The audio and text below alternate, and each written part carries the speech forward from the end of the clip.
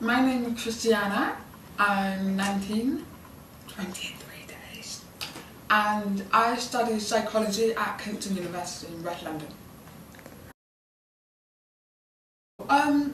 Well, I was born with a hearing impairment, and I've been wearing hearing aids since I was 2.5 years old. And my first language was British Sign Language, and I grew up in school with like department for those with hearing impairment, and then after that, it was quite difficult, going, but it was okay. But after that, I went to a private school for the deaf, and that was probably like the greatest thing that I've gone through because it was really good. They did so much, for those with hearing impairment. I don't know. My first impression when I came to China was like everything's the same in a way. Like buildings there was skyscrapers, there was cars, subways, buses. I don't know what I was expecting. I don't know why, because China is like big and like economy-wise like amazing. But no, my first impression was just like, okay, I've flown thousands of miles into like literally the same land in a way. But it was like the one thing that really surprised me the most is no pigeons. No pigeons, and I hate birds. So that was like, whoa. My internship is at the British Embassy at the Cultural and Education section of the British Council. And I work for Karma Elliott, who is the Director of British Council for China. And my role in the office is to basically there's a project that the British Council is like undergoing. It only just started last year, and it's just it's like it's almost like what I'm doing now actually. It's just what they do. It's called Generation UK, and what they do is they provide scholarship and study abroad program for British nationals to come to China, and it's basically just bringing the UK and China together, for further investment, improvements, all that stuff. And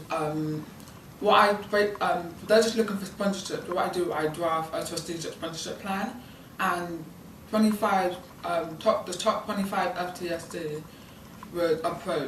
FTSC companies was approached, and for sponsoring and whether they wanted to partner with the project that we have here. And my role is to research further information about the 25 companies that they've approached, just to know a little bit more about them, like the size of the company, scale of company,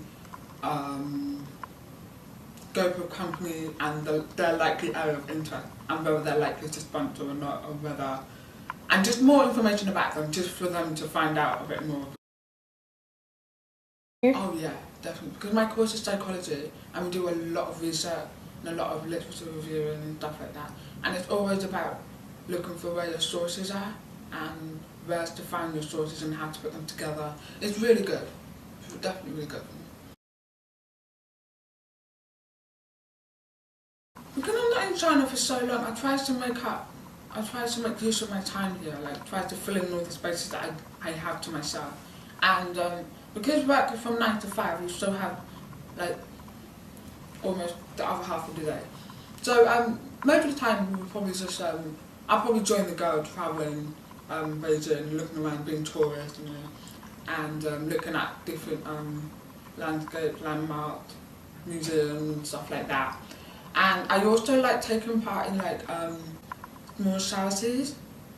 Yeah, I spent the day visiting a little orphanage in a villa. So they were given a house, and basically what they do is they take in babies with that need medical attention. And when I went there, it was literally like a journal visit. I had like my flip pad, and she gave me a tour around the house, and she was talking to me about it and answering my question.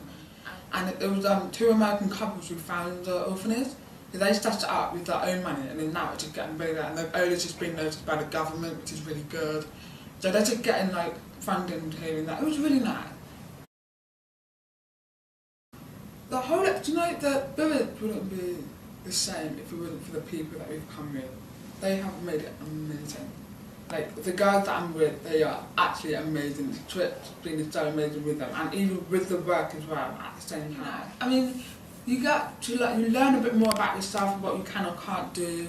You learn a bit more about what you're scared of and what you're happy with, and you work on that. And then I don't know, like, whatever you find difficulties with, you actually realise what the situation is, and then you try work on it, and then that's how you improve, and then you get better.